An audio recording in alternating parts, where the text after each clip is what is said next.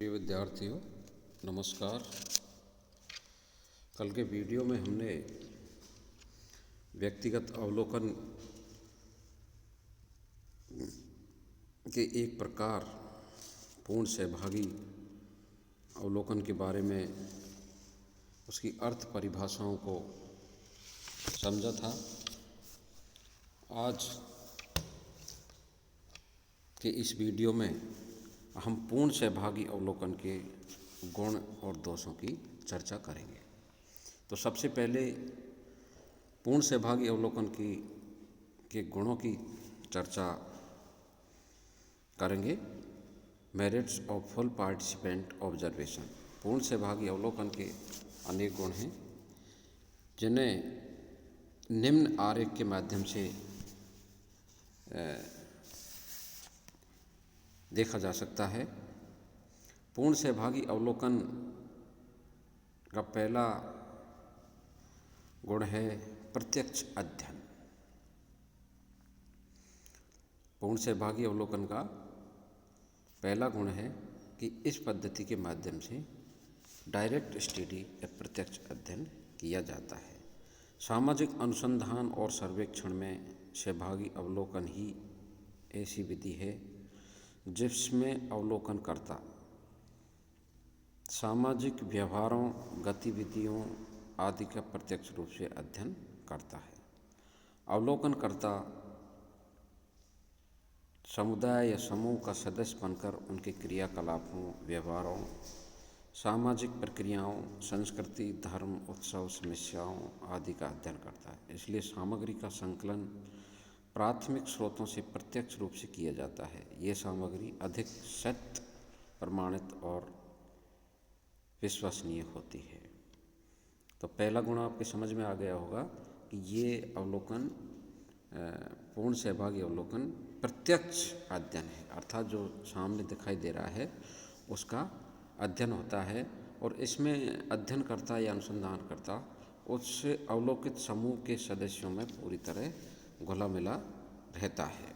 इसलिए इस पद्धति के माध्यम से प्रत्यक्ष अध्ययन किया जाता है किसी समूह का या समाज का। दूसरा गुण है सरल अध्ययन, इजी स्टडी। दूसरा गुण इजी स्टडी, सहभागी अवलोकन में अपेक्षाकृत अधिक सरलता से अध्ययन किया जा सकता है क्योंकि इसमें अवलोकनकर्ता अपने अवलोकित समूह से प्रत्यक्ष से संबंधित होता है। स्वयं उस समूह का सदस्य बन जाने से अवलोकन कार्य सरल हो जाता है। किसी व्यक्ति को इस पर यह संदेश भी नहीं होता कि वह वास्तव में निरीक्षक भी है। तीसरा जो गुण है स्वाभाविक व्यवहार का अध्ययन, स्टडी ऑफ नेचुरल बिहेवियर, कि इस पूर्ण सहभागी अवलोकन के माध्यम से अनुसंधानकर्ता अवलोकित समूह का स्वाभाविक अध्ययन करता है। अध्ययनकर्ता अपने समूह का अभिन्न साथी बन जाता है, अतः उस समूह की गतिविधियों का स्वाभाविक रूप से अध्ययन कर लेता है। इसके विपरीत यदि किसी समूह को ये पता लग जाए कि उसकी गतिविधियों को देखा जा रहा है तो उनके व्यवहार कृत्रिम हो जाते हैं। इस दृष्टि से यह विधि स्वाभाविक व्यवहारों को ही देखती है। जहोदा एवं कुक ने कहा है, सामुदायिक जीवन में सहभागिता वास्तव में अवलोकनकर्ता की स्थिति में स्वाभाविकता की वृद्धि करती है। जहोदा कुक ने क्या कहा है कि सामुदायिक जीवन में सहभागिता वास्तव में अवलोकनकर्ता की स्थिति में स्वाभाविकता की वृद्धि करती है। चौथा गुण है सूक्ष्म अध्ययन, मिन्यूट स्टडी। मिन्यूट स्टडी है इसका चौथा गुण। सहभागी अवलोकन में अवलोकनकर्ता अध्ययन किए जाने वर्ग के अत्यधिक संपर्क में रहता है। सहभागी अवलोकन में अवलोकनकर्ता अध्ययन किए जाने वर्ग के अत्यधिक संपर्क में रहता है। इस कारण वह संबंधित समूह के व्यवहारों को सूक्ष्म एवं गहन अध्ययन कर सकता है। वह उस समूह के जीवन में अंतरंग रूप से संबंधित रहता है, अतः सभी पक्षों को गहराई से देख सकता है। अन्य विधियां जैसे प्रश्नावली, अनुसूची, साक्षात्कार आदि विधियों से सूक्ष्म अध्ययन करना संभव नहीं है। 5वां गुण विस्तृत सूचनाएं, डिटेल्ड इन्फॉर्मेशन। इस पद्धति के माध्यम से हमें डिटेल में इन्फॉर्मेशन अवलोकित समूह की मिल जाती है। सहभागी अवलोकन में अवलोकनकर्ता की उपस्थिति उसे समूह के विभिन्न व्यवहारों, पारस्परिक संबंधों, रीति रिवाजों आदि के विषय में पूर्ण जानकारी प्रदान करती है। किसी समाज में क्या परंपरा है, ऐसा क्यों है आदि प्रश्न बाहरी दृष्टा के लिए अनुत्तरित हो सकते हैं, किंतु सहभागी अवलोकनकर्ता को जीवन की विभिन्न घटनाओं व तथ्यों को देखने का अवसर प्राप्त होने के कारण उसके लिए इन सभी का ज्ञान विस्तार से सही रूप में हो जाता है। इसी कारण जहोदा तथा एवं कोक का कहना है, सक्रिय सहभागिता उन सूचनाओं के द्वार खोलती है जो अन्यथा बंद ही रह सकते थे। सक्रिय सहभागिता उन सूचनाओं के द्वार खोलती है जो अन्यथा बंद ही रह सकते थे।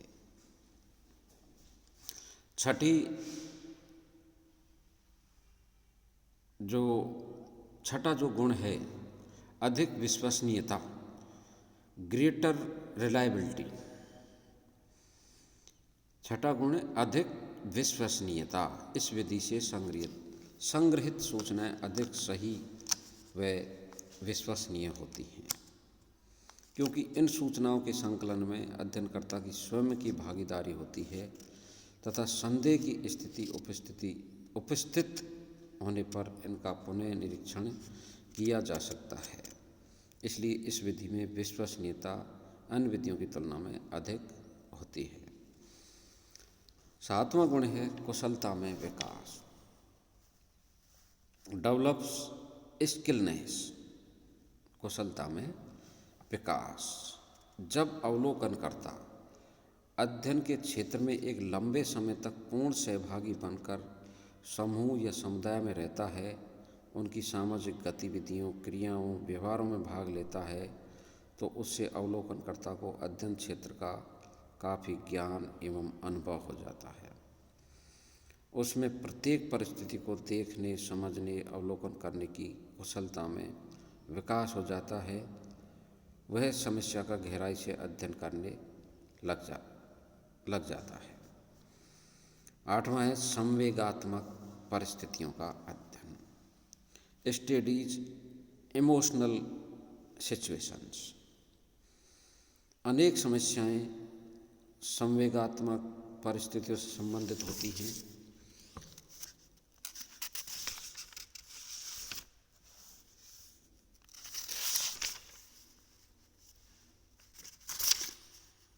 अनेक सामाजिक समस्याएं संवेगात्मक परिस्थितियों से संबंधित होती हैं, जिनका अध्ययन अवलोकन विधि से सरलता से किया जा सकता है। इस विधि के द्वारा शोधकर्ता संवेदनशील प्रश्नों के उत्तर भी ज्ञात कर सकता है। वह भावात्मक एवं गुणात्मक तथ्यों को एकत्रित करने की स्थिति में होता है। अवलोकनकर्ता सहभागी अवलोकन के द्वारा कम समय में इस प्रकार की मनोवैज्ञानिक सामग्री को एकत्रित कर सकता है। ऐसा करना अन्य तथ्य संकलन की विधियों एवं उपकरणों द्वारा संभव नहीं है। निष्कर्षतः ये कहा जा सकता है कि सहभागी अवलोकन विधि के अनेक लाभ एवं गुण हैं।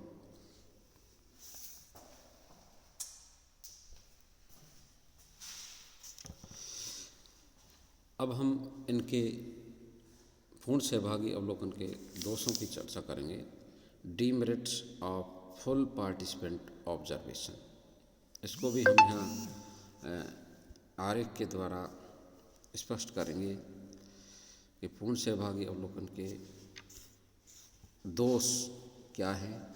तो पहला दोष है पूर्ण सहभागिता असंभव, full participation impossible, full participation impossible. पहला दोष है कि पूर्ण सहभागिता असंभव है। सहभागी अवलोकन की ये विशेषता मानी जाती है कि इसमें अवलोकनकर्ता समूह के साथ रहता है, अतः उसकी प्रत्येक गतिविधि का पूरा पूरा अवलोकन होता है। किंतु व्यवहारिक दृष्टि से देखा जाए तो ये संभव प्रतीत नहीं होता कि एक अवलोकनकर्ता पूर्ण सहभागिता के साथ तथ्यों का अवलोकन करे, क्योंकि हर समय वह संपूर्ण तथ्यों पर निगरानी नहीं रख सकता। इस कारण यह विधि अव्यावहारिक मानी जाती है। वसु के अनुसार एक क्षेत्रीय कार्यकर्ता कुछ व्यवहारिक कारणों से अध्ययन किए जाने वाले समुदाय के जीवन में कभी भी पूर्णतः भाग नहीं ले सकता। रेडिन के अनुसार वास्तविक रूप से भाग लेने का तो प्रश्न ही नहीं है और रोमांचकारी तरीके से भाग लेना स्थिति को पूर्णतः मुश्किल बना देता है। किसी भी जनजाति के अध्ययनकर्ता के लिए ये कल्पना करना कि आदिवासियों में जाकर स्वयं भी आदिवासी बन जाए बड़ी भूल है, धोखा है। अतः पूर्ण सहभागिता असंभव होती है। इसी कारण तथ्यों का सुगमतापूर्वक निरीक्षण भी नहीं किया जा सकता। दूसरा दोष है समूह के व्यवहार में परिवर्तन, चेंज इन ग्रुप बिहेवियर। अवलोकनकर्ता इस विधि में समूह या समुदाय की सदस्यता ग्रहण कर लेता है। कभी कभी वह समूह में महत्वपूर्ण पद प्राप्त कर लेता है, जैसे सहकारी समिति का अध्यक्ष, पंचायत में पंच या सरपंच का पद ग्रहण करके संबंधित पद की भूमिका को करने में वह समूह के व्यवहार, निर्णय लेने की प्रक्रिया आदि को प्रभावित करता है। इससे अध्ययन समूह के स्वाभाविक व्यवहारों में परिवर्तन आ जाता है। वास्तविक व्यवहार का अध्ययन करना असंभव हो जाता है। ऐसे सहभागी अवलोकन में ऐसा प्रभाव एवं वास्तविकता में परिवर्तन आने की संभावना होने के कारण ये विधि दोषपूर्ण बन जाती है। इस सीमा का ध्यान रखना अत्यावश्यक है। तीसरा दोष है सूचना संकलन का संकीर्ण क्षेत्र, the narrow field of collection of information. इस विधि का प्रयोग करने में अधिक समय तथा धन की आवश्यकता होती है, क्योंकि सहभागिता के लिए वे घनिष्ठता बढ़ाने के लिए पर्याप्त समय चाहिए। इस कारण प्रत्येक प्रकार के अध्ययन में इसका प्रयोग नहीं किया जा सकता। उदाहरण के लिए जनजातीय समुदाय का अब तक भी विस्तृत एवं गहन अध्ययन संभव नहीं हो सका। इस निरीक्षण के अंतर्गत सूचना प्राप्ति का क्षेत्र इसलिए छोटा हो जाता है क्योंकि कुछ ही ऐसे घनिष्ठ मित्र बन पाते हैं जिनसे वह अधिकांश सूचना प्राप्त कर सकता है। शेष सदस्यों की भूमिका तो गौण होती है, अतः सही सूचना कम ही मिल पाती है। व्यक्तिगत प्रभाव। चौथा दोष है व्यक्तिगत प्रभाव, पर्सनल इन्फ्लुएंस। जब अवलोकनकर्ता को समूह के व्यक्ति विशेष स्थान प्रदान करते हैं, जब अवलोकनकर्ता को समूह के व्यक्ति विशेष स्थान प्रदान करते हैं तो इससे उनके स्वाभाविक व्यवहार में अंतर आ जाता है तथा अवलोकनकर्ता का व्यक्तित्व अवलोकन को प्रभावित करता है। अर्थात समूह के व्यक्ति अवलोकनकर्ता को सर्वस्व समझ लेते हैं, उससे भय करने लगते हैं, अपनी सही बात को उसके समक्ष कहने में डरने लगते हैं, तब संकटपूर्ण स्थिति उत्पन्न हो जाती है और अध्ययन का उद्देश्य पूरा नहीं हो पाता। वस्तुनिष्ठता का अभाव, लेक ऑफ ऑब्जेक्टिविटी। जब अध्ययनकर्ता, पांचवा दोष है वस्तुनिष्ठता का अभाव। जब अध्ययनकर्ता समूह के प्रति घनिष्ठता व सहानुभूति विकसित करने लग जाता है तो उसका अवलोकित समूह के प्रति झुकाव पक्षपातपूर्ण हो जाता है।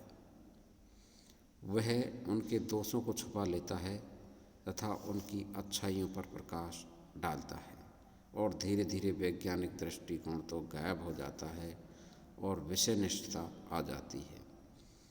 इससे तथ्य निष्पक्ष नहीं रह पाते। गुडिया एवं हार्ट ने कहा है, जितना अधिक वह भावात्मक रूप से सहभागी बनता है उतनी ही उसकी वस्तुनिष्ठता, जो उसकी एकमात्र विशाल संपत्ति है, नष्ट हो जाती है। छठा दोष, साधारण तथ्यों की अवहेलना।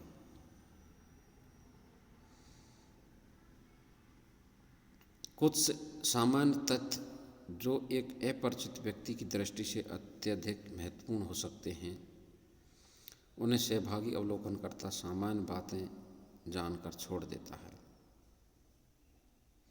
इस कारण अनेक ऐसे तथ्यों की अवहेलना हो जाती है जिनका अध्ययन में महत्वपूर्ण स्थान हो सकता है। यह इसकी कमी है। सातवां, आलेखन की समस्या, प्रॉब्लम ऑफ रिकॉर्डिंग। जब अध्ययनकर्ता किसी घटना में स्वयं भागीदार होता है, हर समय सम्मिलित रहता है, तो घटना की वास्तविकता को लिखना उसके लिए कठिन हो जाता है और बाद में लिखने से वह पूरी सूचनाएं ध्यान में विस्मृत हो जाती हैं। इससे सूचना का सही आलेखन नहीं हो पाता। यह इसकी विशेष कमी है। भूमिका सामंजस्य में कठिनाई, डिफ़िकल्टी इन रोल एडजस्टमेंट। आठवां दोष है भूमिका सामंजस्य में कठिनाई। सहभागी अवलोकन में शोधकर्ता को एक साथ दो भूमिकाएं करनी पड़ती हैं। अध्ययन समूह की सदस्य की भूमिका, अवलोकनकर्ता की। एक ओर तो उसे बाह्य एवं निष्पक्ष रहकर समूह के सदस्यों के रूप में सक्रिय कर्तव्य को निभाना पड़ता है। इस कारण अवलोकनकर्ता की सफलता और दुस्साहस कभी कभी संदेहास्पद भी हो जाता है। इस दोहरी स्थिति एवं भूमिका में संतुलन बनाए रखना भी दुष्कार्य है। ये कार्य कोई कुशल शोधकर्ता ही कर सकता है। इस सत्य को विलियम व्हाइट ने निम्न शब्दों में व्यक्त किया है कि यह कोई एक शाम को किसी नाटकीय अभिनय करने की बात नहीं है। इसका अर्थ है पूरे समय सफल अभिनय करना। मेरी समझ में ऐसे सफल अभिनेता का मिलना संदेहप्रद ही है जो अनुसंधान में भी रुचि रखता हो। सहभागी अवलोकन की यह एक महत्वपूर्ण सीमा है। अत्यधिक खर्चीली विधि, मोस्ट एक्सपेंसिव मेथड। सहभागी अवलोकन विधि समय, धन और श्रम के अनुसार अत्यधिक खर्चीली है। इस विधि में अवलोकनकर्ता समूह का सदस्य बनकर बहुत समय लगाकर सामग्री एकत्रित करता है। जितने समय तक शोधकर्ता समूह में रहता है उसका खर्चा बहुत बैठता है तथा अध्ययन की गति बहुत धीमी गति से आगे बढ़ती है। सहभागी अवलोकन में अधिक वैज्ञानिक एवं उनके श्रम की अधिक आवश्यकता पड़ती है। इन तीनों पक्षों के कारण यह अन्य सभी विधियों में सबसे अधिक खर्चीली विधि है। तो इस प्रकार ये पूर्ण सहभागी अवलोकन के गुण और दोष की चर्चा आज की इस वीडियो में हमने की है। नमस्कार दोस्तों, आज के लिए इतना ही। Thank you.